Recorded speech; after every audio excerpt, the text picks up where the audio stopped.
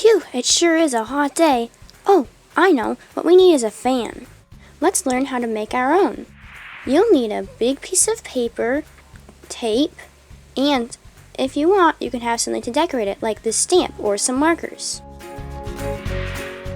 First, take your piece of paper and fold one end like an accordion.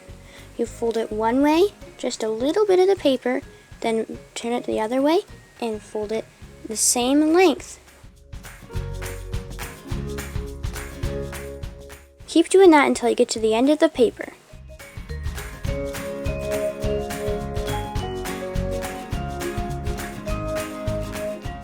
After that, if you want, you can add some decorations on each side, like some stamps, stickers, or you can color a design with some markers. Tape one side of the fan.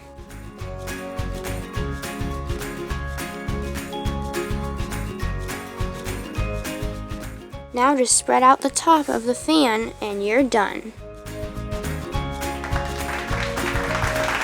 Now you can beat the summer heat with your own homemade fan.